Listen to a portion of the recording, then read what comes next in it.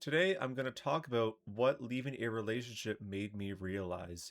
The previous video was all about a little reflection or something along the lines. I'm that bad remembering my previous videos, but all I know is it was really talking about the past 6 months. But I really wanted to talk about how leaving a relationship actually ended up helping me a whole bunch in many different ways. So let's get into it. The first and most obvious thing, and this is something that everybody talks about.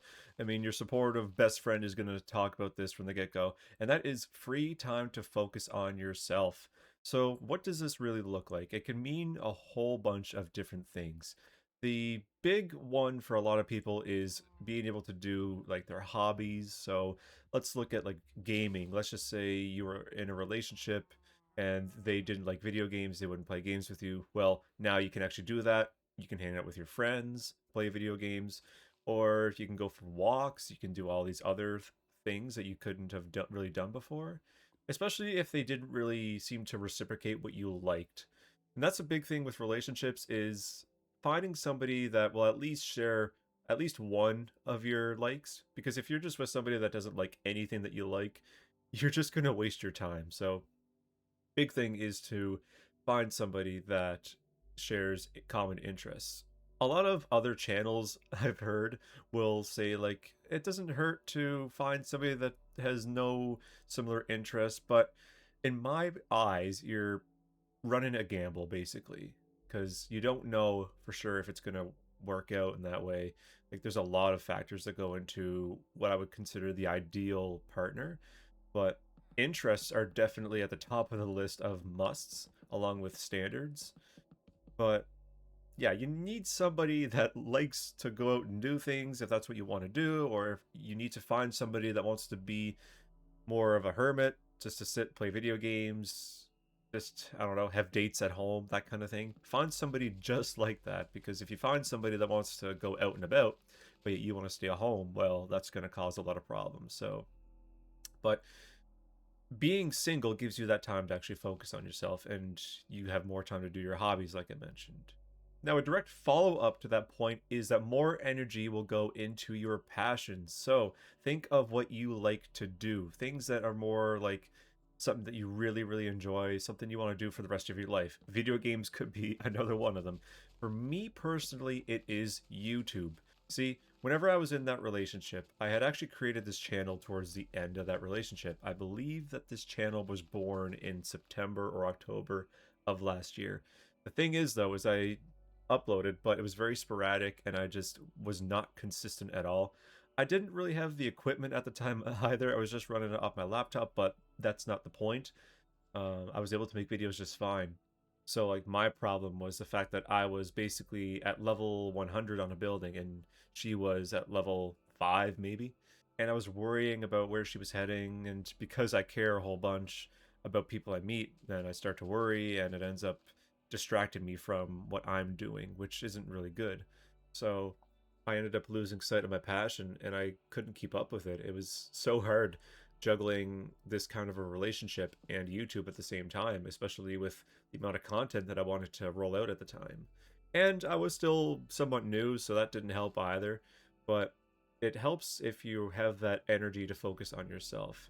Another thing that happened as well shortly after I left her was the idea of moving to a whole new place. I've had the idea for years now, but once I was in a relationship that went away, see, a problem that I've had was like attachment and such. And once I'm attached to somebody, then I end up dropping a lot of my own things. That has largely stopped.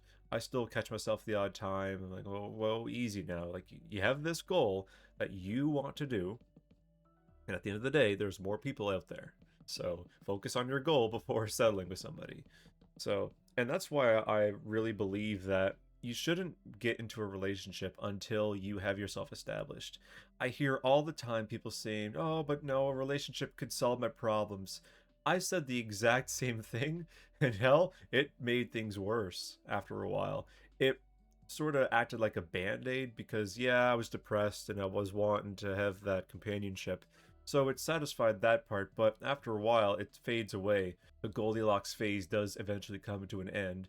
And when the realities of a relationship finally rear its ugly head, then things really change. And if you're not ready for conflict and differences, then you should not be in a relationship at all. That's why I truly believe that we all should make sure that we are fully ready. Have yourself financially stable, have yourself doing good mentally, just be confident in that kind of stuff. It's not really a one size fits all. Everybody has their own unique problem, but you want to try to carry as few problems as possible because you don't really want to bog down the relationship. Not to say that problems are invalid. If you marry somebody for life, you're going to end up with problems of your very own, and it's okay. But what I'm talking about is things that bog you down. And do you really want to carry certain things into a relationship? Like, if you're not confident, like, that's the worst thing. You're highly unlikely to get a relationship anyways, but if you're not confident in yourself, then you're just going to be thinking that they don't like you, that they think you're weird, that you're ugly looking, or whatever it could be. So if you're confident in yourself, you won't have those thoughts.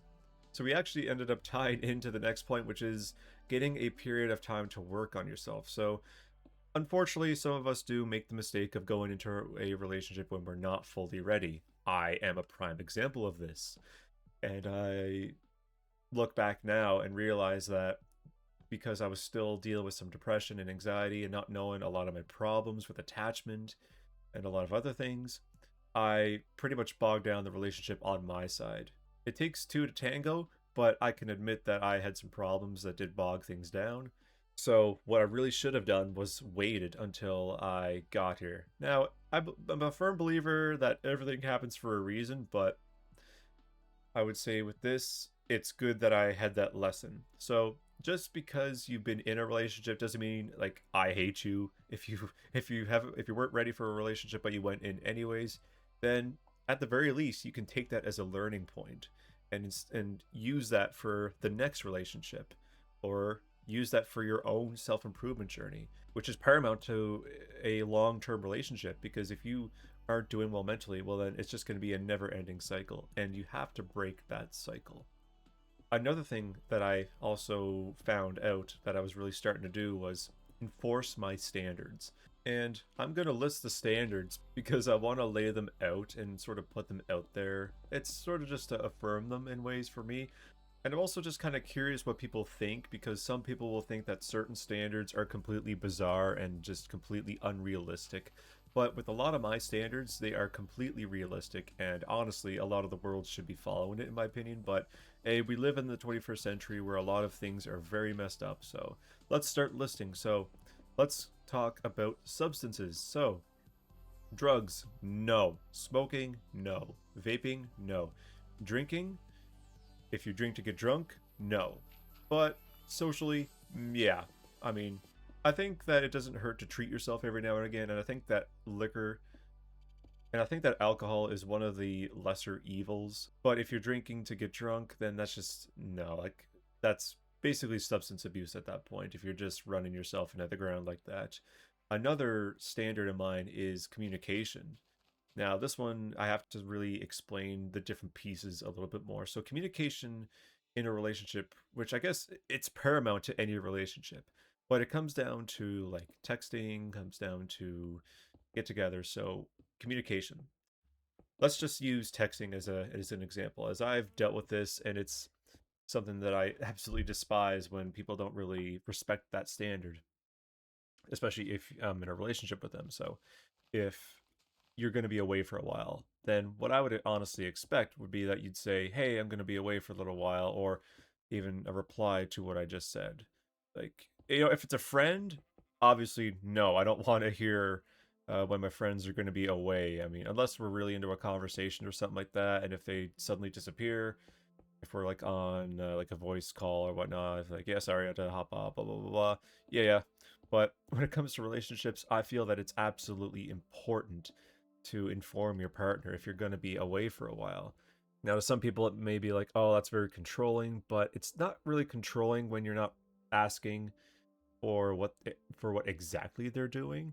You're just wanting them to say, "Hey, I'm going to be away for a bit." Then another communication thing could go down to standards and all the fundamentals of a relationship. So if you don't communicate what you like and don't like, what where you see yourself going in the future and that kind of stuff, well, you're basically running in a fog. You have no idea where you're heading exactly because somebody doesn't want to actually talk about certain things. So what that really looks like is you should be able to talk about certain things in the future pretty early on in a relationship. I wouldn't go and say, "Are we gonna have kids?" as soon as you confess your feelings. That would be very weird. And if a girl said that to me, I'd be like, on second thought." But I feel that a month or two into a relationship, I mean, there's no firm timelines, but I think that like 2 months tops, have the conversation because you don't want to waste years of your life on somebody that's just beating around the bush. And then if you're wanting kids, then let's just say you get to 30 years old and you wanted to have a kid at 25, well, you've missed 5 years waiting. So have those conversations early on, and it will actually show if they're really committed. It'll show if they can handle tough conversations. It's a good way to test the waters in ways. It also goes into things that are further down the line in a relationship. So let's just say you guys go to a new place or something.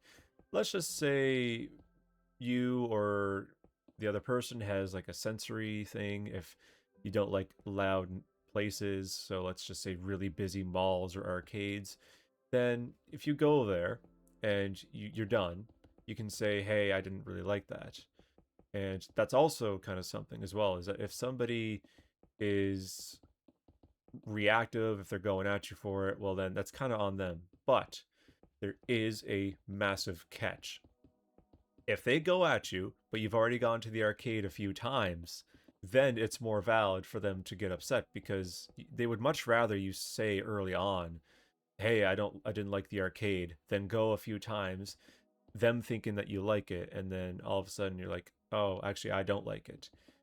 Flipping things is just it's cruel in many ways, I find, and it's just a bit more of a dick move in my eyes. Like if there's something you don't like, you talk about it. You don't just hide it. Like if somebody's going to judge you for something you don't like, well, then that's a good indicator that you should get the hell out of there and that you guys aren't compatible.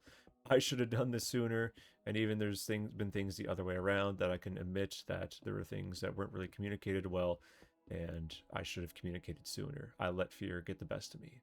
So with that being said, that's what leaving a relationship made me realize. There are countless other little things that have happened, but those are some big points that I really wanted to drive home, and I hope that it helps you out in some way if you're in a relationship, if you're thinking of getting into a relationship. Just to briefly summarize, like focus on yourself and make sure that you enforce your standards. With that being said, that's it for today's video. Thanks for watching, and we'll catch you in the next one. Cheers.